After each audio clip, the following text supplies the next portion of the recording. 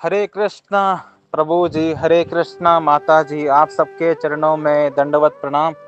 तो I know कि बहुत सारे डेवोटीज ने कल मेरा जो ऑडियो मैंने बनाया था कि गृहस्थ जीवन कितना खतरनाक है, सुना नहीं है। 2-3 भक्तों ने ही सुना है और उनको काफी भय अनुभव हुआ है कि सच में यार ये बहुत डेंजरस है। अगर आप मेरे बातों से डरे नहीं हैं तो आपको अमोघ लीला प्रभु जी का एक वीडियो है, इस्कॉन द्वारका में लेटेस्ट वीडियो है, लाइव सेक्शन में जा करके देखिएगा। श्रीमद् भागवतम पे या माय आश्रय में एक वीडियो है, ब्रह्मचारी बने या गृहस्थ बने, और दोनों में से कोई भी वीडियो देख सकते हैं। I will recommend you ISKCON Delhi का ही देखो, माय आश्रय का वीडियो मत देखो, ठीक है। इस्कॉन दिल्ली का वीडियो देखो।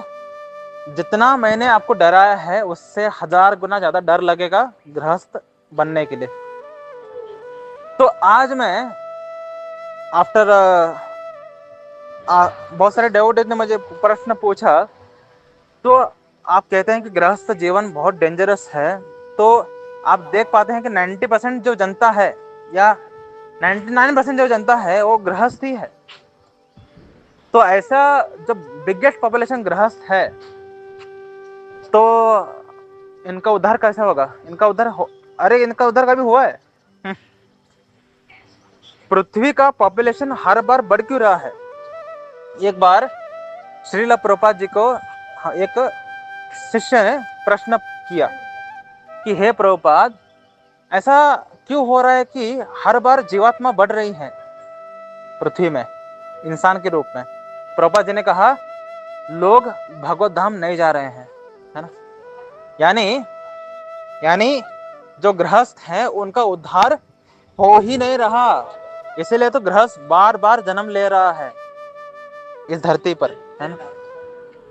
तो गृहस्थ आश्रम में होप्स बहुत कम है, लेकिन फिर भी कुछ ऐसे भक्त हैं जो गृहस्थ आश्रम में रहकर भी मोक्ष प्राप्त कर चुके हैं, भगवत धाम जा चुके हैं। तो ऐसा क्या काम करते हैं जिसके कारण वो गृहस्थ आश्रम में होकर भी भगवत धाम जा सकते हैं? उसमें सबसे पहला काम वो ये करते हैं कि जो गुरु महाराज ने उनको इंस्ट्रक्शन दिया है, गृहस्थ होने से पहले अगर वो दीक्षित भक्त है, गृहस्थ होता है, तो गुरु महाराज उसको कुछ इंस्ट्रक्शन देते हैं गृहस्थ लाइफ में कैसे जीना है इसके लिए, ठीक है। तो ज्यादा डरने की जरूरत नहीं है, हालांकि बहुत डरने की जरूरत है, लेकिन अगर आप गृहस्थ बनते हैं तो गुरु महाराज जो है आपको कुछ इंस्ट्रक्शन देंगे। मैं यहाँ पर उन लोगों की बातें नहीं कर रहा जो भक्ति नहीं करते, सर आपको तो नरक ही जाना है ना। मैं उनकी बात कर रहा हूँ जो भक्ति करते हैं और गृहस्थ आश्रम में जा करके मोक्ष प्राप्त करना चाहते हैं, यानी धाम जाना चाहते हैं, मैं उनकी बात कर रहा हूँ, ठीक है। I am not talking about typical गृहस्थ, they are totally hopeless people, ठीक है। जो लोग गृहस्थ आश्रम में आना चाहते हैं, और गृहस्थ आश्रम में भी इतनी डेंजरस सिचुएशन है अभी कि हमारे इस्कॉन में एक केसी ग्रुप है। केसी ग्रुप का मतलब क्या है? यहाँ पर जोड़ियां बनते हैं, यहाँ पर बहुत सारे इस्कॉन डेवोटीज जो एस्पायरिंग इस्कॉन डेवोटीज है, ठीक है, अभी दीक्षा नहीं लिया है, तो ऐसे जो लड़कियां हैं, ऐसे जो लड़के हैं, अपना फोटो देते हैं, अपना बायोडाटा देते हैं, है ना, और नीचे एक्सपेक्टेशन लिखा रहता है। ये मैं डेवोटीज की बात कर रहा हूँ, ठीक है। आई एम नॉट सेइंग कर्मी people, I am saying about devotees जो कि रोज 4-5 माला करते हैं, 10 माला करते हैं, 12 माला करते हैं, 16 माला करते हैं, इनकी मैं बोल रहा हूँ, ठीक है। तो अमोघ प्रभु कह रहे थे उनको ऐसे बहुत सारे डेवोटीज मिलते हैं जो लड़कियां हैं, वो बोलते हैं कि प्रभु जी वो जो लड़का है वो 16 माला करता है, काफी अपने गुरु महाराज के लिए बिका हुआ भी है, लेकिन प्रभु जी उसका केवल 5 लाख का पैकेज है, ईयरली केवल 5 लाख का पैकेज है, तो मैं उससे शादी कैसे करूं? ये लड़की बोल रही है, ठीक है। उसका ईयरली 5 लाख यानी ऑलमोस्ट 40,000 उसका सैलरी है मंथली, तो केवल 40,000 सैलरी है, तो इससे मैं शादी कैसे करूं? और ये लड़की भक्त बोल रही है, ये भक्त नहीं है, नौसिखिया है ना। तो उन्होंने बोला कि जो लड़के भक्त हैं वो बोलते हैं कि प्रभु जी सब कुछ तो ठीक है और काफी अच्छी साधक भी है, लेकिन थोड़ी मोटी है, और अभी मोटी है तो शादी के बाद तो वो तो सिलेंडर बन जाएगी, है ना। मैं समझ रहे हो, हम बोलते हैं ना कि अपेक्षाएं जो है वो केवल भौतिक लोगों के अंदर है, कि भौतिक लोग, लड़की सुंदर भी होनी चाहिए, लड़की होशियार भी होनी चाहिए, लड़की केयरिंग भी होनी चाहिए माँ बाप के लिए, लड़की मुझे देनी देनी भी चाहिए जब मैं कहूँ, है ना। ये सब गुण होने चाहिए लड़की में। और लड़कों में, लड़का दिखने में भी अच्छा होना चाहिए, लड़का सिक्स पैक भी होना चाहिए, एक तो फैमिली पैक तो होना चाहिए, फ्लैट चेट फ्लैट पेट होना चाहिए, और अच्छा कमाता भी हो, और माँ बाप से दूर रहे। लड़का चाहता है कि वो माँ बाप की केयर करे, लड़की चाहती है वो माँ बाप से दूर रहे। तो दोनों के हाई एक्सपेक्टेशंस हैं, इसलिए आजकल लोगों की शादियां नहीं हो रही। तो आपको क्या लगता है, डेवोटीज की शादी हो रही है? नहीं, डेवोटीज भी 32, 34, 35 में शादी कर रहे हैं।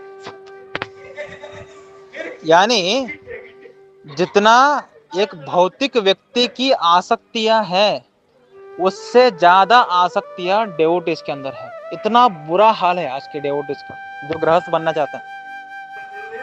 यानी एक जो भौतिक व्यक्ति है वो क्या करता है कि देखो मैं अत्यंत तुच्छ हूँ। एक अगर सोचो कोई बहुत गरीब लड़की है, माँ बाप उसके अत्यंत गरीब है, तो लड़की क्या मान रही है कि मैं अत्यंत तुच्छ हूँ, तो कोई भी लड़का मुझे स्वीकार कर ले, मैं उसके पत्नी बनने के लिए तैयार हूँ। लेकिन अगर कोई अत्यंत गरीब घर की लड़की है लेकिन भक्ति करती है, तो उसके अंदर एक अहंकार है कि मैं भक्ति करती हूँ, और इस अहंकार की वजह से वो अत्यंत गरीब होकर भी किसी भी लड़की से शादी नहीं करती। जो मैं बोल रहा हूँ ना, जो दिखने में अच्छे नहीं है लड़कियां, जिनकी भौतिक जीवन में बहुत जल्दी शादी हो जाती है, जिनके कोई स्किल्स नहीं है, जो अच्छे पगार ने कमाते हैं, है ना, मतलब टोटली यूज फॉर नथिंग है। अगर अगर क्लियर कट वर्ड में बोलो तो टोटली यूजलेस लोग हैं, है ना। ऐसे अत्यंत तुच्छ लोग भी भौतिकता में इजीली शादी कर लेते हैं, भक्त नहीं करते, बिल्कुल नहीं। कि भक्त के अंदर, मतलब जो नौसिखिया भक्त है उसके अंदर एक अहंकार है कि मैं भक्ति करता हूँ। तो कृष्ण मेरे लिए कोई लड़का ढूंढ रहे हैं, कृष्ण मेरे लिए कोई लड़की ढूंढ रहे हैं, तो मैं वेट करूंगा, वेट करूंगी। भौतिक लोगों से ज्यादा मूर्ख डेवोटीज हैं जो नौसिखिया है, ठीक है। भौतिक लोगों से ज्यादा अहंकारी डेवोटीज हैं, भौतिक लोगों से ज्यादा इनसेंसिटिव डेवोटीज हैं, भौतिक लोगों से ज्यादा दुर्बुद्धि डेवोटीज के अंदर है आजकल। ये कलयुग है इसलिए। तो भौतिक लोगों में अगर 5 एक्सपेक्टेशंस है, भक्तों में 6 है। पास तो है कि अभी भक्त बना ही नहीं है, उसके साथ साथ और एक एक्सपेक्टेशन है कि वो डेवोटी हो। जैसे हमारे ग्रुप में भी कुछ माताएं हैं, 2 ही है, उनको मैंने कहा कि वो दिखने में भी ठीक ठाक होना चाहिए, उसका पगार भी अच्छा होना चाहिए ताकि मुझे संभाल सके, और वो भक्त भी होना चाहिए। कहाँ है, कहाँ है ऐसा सप्लाई, कहाँ है? कलयुग में है ही नहीं, है ना। अगर मैंने लड़कों से पूछा, मैंने डेवोटीज को, उन्होंने बोल रहे हैं दिखने में ठीक ठाक हो, माँ बाप को संभाले, भक्ति भी करे। कहाँ है ऐसे लड़कियां, और मेरी एज से कम हो। मैं देखो, मैंने कहा ना, जितने भौतिक लोगों के अपेक्षाएं हैं उससे एक एक्स्ट्रा अपेक्षा भक्तों के हैं। यानी भौतिक लोगों से ज्यादा मूर्ख, ज्यादा नीच, दुर्बुद्धि, अहंकारी हम लोग हैं।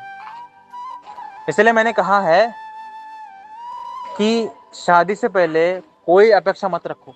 जो आपके जीवन में आ रहा है, जो आपके माँ बाप चूज करेंगे, है ना, कि ये लड़का सही है या नहीं, एज जो ऐसे माँ बाप चूज कर रहे हैं करो शादी। लड़का भौतिक हो, आध्यात्मिक हो, कुछ भी हो, अगर आप इसको स्वीकार कर लो, है ना, जैसे माँ बाप चाहते हैं वैसा करूंगा, तो आप ये फालतूगिरी से बाहर निकल जाओगे। लेकिन अगर आप खुद चूज करना चाहते हैं, फंसते हैं आप, अच्छा फंसेंगे, ठीक है। कृष्ण पर टोटल डिपेंड है ना, अपने माँ बाप पर डिपेंड है ना, जो पहले के जमाने के लोग करते थे, उनके शादियां आज भी सक्सेसफुल हैं, भौतिक लोग होकर भी। दे आर अल्ट्रा भौतिक but they are happy married people. मेरे मामा, मेरी मामी, मेरे मामी ने मेरे मामा को शादी के दिन ही देखा था। इतना समर्पित थी वो अपने पिता को। जब तक मामा नहीं मरा तब तक मामी ने उनका सेवा किया है, उनकी केयर की है। और ये भौतिक लोग हैं बोल रहा हूं मैं, दीज आर भौतिक पीपल। मेरी दादी at the age of 7 standard, ठीक है, तब उनका शादी हुआ है एंड उन्होंने मरते दम तक अपने पति का सेवा किया है। तो पहले के जमाने के लोग क्योंकि माँ बाप को बिके हुए थे, जैसे माँ बाप बोलेंगे वैसे करते थे, तो उनके भौतिक गृहस्थ जीवन में अच्छा चलता था। लेकिन आज डेवोटीज जो खुद को कहते हैं, ये तो माँ बाप का तो अत्यंत तुच्छ ही मानते हैं। माँ मतलब मूर्ख, माँ मतलब अज्ञानी, माँ मतलब भौतिक लोग। भौतिक लोगों से थोड़ी ना सुनूंगा मैं, मूर्ख लोग हैं ये, ठीक है। वो मूर्ख लगे तो आप बहुत शाने हैं, हम अत्यंत मूर्ख हैं, उनसे ज्यादा मूर्ख हम हैं, है ना। तो हम इस अहंकार में कि मैं भक्ति करता हूं, है ना, ये अहंकार ने तो क्या है, आप भक्ति करते हैं, इससे बड़ा जोक क्या है ना। आप सबसे बड़ा भ्रम क्या पाले हैं, मैं भक्ति करता हूँ, है ना। तो मैं भक्ति करता हूँ तो आई डिजर्व समथिंग ग्रेट, है ना। आई डोंट डिजर्व भौतिक पीपल, आई डिजर्व भक्त। वाह वाह, तो केवल भक्त चाहिए, भक्त गरीब हो चलेगा नहीं, मिनिमम 8 लाख का पैकेज होना चाहिए। अरे भाई, भक्त आजकल जो भौतिक गृहस्थ लोग हैं, इससे ज्यादा खराब परिस्थिति भक्त गृहस्थों का है। मैं गृहस्थ आश्रमों की बात ही नहीं कर रहा, ठीक है, भूल जाओ इसको, गृहस्थ आश्रम भूल जाओ कुछ समय के लिए, उस पर आएंगे, थोड़ा रोस्ट करते हैं, ठीक है। जो भक्त गृहस्थ है, ये भौतिक गृहस्थ लोगों से ज्यादा इनका बुरा हालत है। इससे ज्यादा दुखी कोई नहीं है, इनसे ज्यादा फ्रस्ट्रेटेड कोई नहीं है, क्योंकि इनको हमेशा लगता है कि हम भक्ति करते हैं और हमारे अगेंस्ट सब कुछ हो रहा है। क्यों? क्योंकि ये लोग समर्पित नहीं है। तो हमारा दूसरा पॉइंट क्या आता है? पहला पॉइंट क्या बोला मैंने, क्या बोला मैंने? पहला पॉइंट भूल गए रोस्ट में? भूले हो तो फिर से सुन लेना। तो दूसरा पॉइंट ये बोलूंगा, डिपेंडेंसी अपॉन कृष्ण। अगर आप गृहस्थ जीवन में जाना चाहते हैं तो आपको कृष्ण पर टोटल निर्भर रहना सीखना पड़ेगा कि कृष्ण मेरे माँ बाप के मुखांतर, मेरे माँ बाप को निमित्त बना करके जो भी लड़के या लड़की से मेरी शादी कराएंगे, वो कृष्ण की इच्छा मान करके मैं एक्सेप्ट कर लूंगा, मैं एक्सेप्ट कर लूंगी, है ना। कृष्ण हर जगह नहीं आ सकते, इसलिए तो उन्होंने माँ बाप बनाया है ना। तो कृष्ण ने अपना बुद्धि माँ बाप के अंदर डाला, माँ बाप तुम लोग अपने बच्चे के लिए अच्छा वर चूज करो या वधु चूज करो, तो जो मेरे माँ बाप चूज करेंगे मैं उसको एक्सेप्ट कर लूंगा। ये मेरी अभी माइंडसेट है, this is my mindset actually. अगर आपकी भी ये माइंडसेट है तो आप सेफ है। लेकिन अगर आप अपने एक्सपेक्टेशन के एक भी ई डाले उसमें, तो आपसे जितना चिंदी कोई नहीं होगा, ठीक है, आपसे जितना चिंदी कोई नहीं होगा, और इतना दुख आप अनुभव करोगे जितना गृहस्थ भी नहीं करता भौतिक। आप आध्यात्मिक होकर के दुख अनुभव करोगे। ये हमारे अंदर अहंकार है, हम भक्ति करते हैं, ये अहंकार हमें डुबाएगा ही डुबाएगा, ठीक है। तो आजकल भक्तों गृहस्थों का बहुत बुरा हालत है। आपको लग रहा होगा ना, कलयुग है भाई, भक्ति करने वाले सेफ है। जो एक्चुअल भक्ति करते हैं वो तो सेफ ही है, लेकिन जो केवल भक्ति करने का भ्रम है, उनको सबसे ज्यादा पतित ये है, गृहस्थ से भी ज्यादा, मतलब भौतिक गृहस्थ से भी ज्यादा पतित ये लोग हैं, जो कि भ्रम में है कि मैं भक्ति करता हूँ। ये जो वाक्य है मैं भक्ति करता हूँ, इसको छोड़ना पड़ेगा, थोड़ा डिपेंडेंसी लाना पड़ेगा कृष्ण पर, है ना। तो अगर आप कृष्ण पर यानी इनडायरेक्टली माँ बाप पर सोल्ड आउट है कि माँ बाप मेरे होशियार हैं, माँ बाप मेरे हित चिंतक हैं, माँ बाप मेरे लिए जो भी प्लान कर रहे हैं वो मेरे लिए फायदे का होगा, वो चाहे लड़की या लड़का मेरे भक्ति के लिए फेवरेबल हो या ना हो, मेरे फायदे के लिए होगा, इस तरीके से सोच करके अगर आप टोटल माँ बाप को छोड़ देते हो जो चूज करना है करो, जब चूज करना है करो। ये भी है आजकल के लड़कियों में और लड़कों में ये फालतूगिरी भी है कि माँ बाप अगर बोले कि तुम्हारी शादी 24 साल में करवा देंगे, स्पेशली लड़कियों के लिए है, लड़कों का तो कभी बोलेंगे नहीं, लड़कों को तो चाहिए जल्दी। मुझे माँ बाप बोले कि तुम अभी शादी कर ले, मैं अभी तैयार हूँ शादी करने के लिए, ठीक है, I M highly desperate for marriage, ठीक है। लेकिन मेरे माँ बाप कभी हिम्मत ही नहीं करेंगे बोलने का क्योंकि मैं लड़का हूँ। लेकिन जो लड़कियों को माँ बाप बोले कि तुम अभी शादी कर लो, क्योंकि माँ बाप को पता चल गया ये तो यूजलेस ही है टोटली, है ना, किसी काम की नहीं है, घर में रह करके सड़ेगी, हमारे पैसा खाएगी, है ना, दिमाग अपना खराब करेगी, और एक्सपेक्टेशन में कि अच्छा लड़का मिलेगा आगे जा करके, भक्ति कर रहे हो ना, इस एक्सपेक्टेशन में बहुत यंग, मतलब इसका एज हो जाएगा 30, इसके बाद इसके जीवन में जो भी लड़का आएगा बर्बादी ही छाएगा जीवन में, है ना। तो माँ बाप की बातें मान करके जब वो कहते हैं तब, और जैसा लड़के के साथ करते हैं वैसा लड़के के साथ हम, अगर हम कृष्ण पर डिपेंड रह करके, कृष्ण आप माँ बाप को निमित्त बना करके जो भी लड़का चूज करोगे आई विल एक्सेप्ट, है ना, इस तरीके से लड़की मान लेगी और लड़का मान लेगा, सेफ। और ये प्रैक्टिकल बात है। जो लोग अपने माँ बाप को मूर्ख समझते हैं, सबसे बड़ा मूर्ख तो तुम लोग हो, है ना। जो लोग अपने माँ बाप को बुद्धू समझते हैं, सबसे बड़े बुद्धू तुम लोग हो। जो अपने माँ बाप को अज्ञानी समझते हैं, आपसे बड़ा अज्ञानी कोई नहीं है।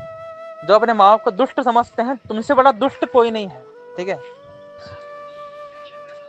आपके माँ बाप आपके लिए जो भी सोच रहे हैं वो भौतिक हो या आध्यात्मिक, एक बात तो उसमें कंपलसरी है कि उसमें आपका नुकसान नहीं होने वाला। मतलब आपका कुछ बुरा चाह करके वो कुछ प्लान नहीं कर रहे, ये बात आपको फिक्स होना चाहिए कि मेरे माँ बाप जो भी जैसे भी हैं वो ज्यादा सीखे नहीं है ना, भक्ति का वो कुछ पता नहीं है उनको, फिर भी उनके मन में आपके लिए कभी भी बुरा विचार नहीं आ सकता, ठीक है। वो जो भी सोचेंगे मेरे लिए अच्छा ही होगा। तो अगर आप कृष्ण पर टोटल डिपेंडेंट हैं तो माँ बाप को भी आप कृष्ण का निमित्त देखोगे, और माँ बाप जो भी मेरे लिए सोच रहे हैं आई विल एक्सेप्ट। इस तरीके से जो व्यक्ति गृहस्थ आश्रम जाने से पहले अपने माइंड को बना लिया है, ये व्यक्ति गृहस्थ आश्रम में रह करके मोक्ष प्राप्त कर सकता है।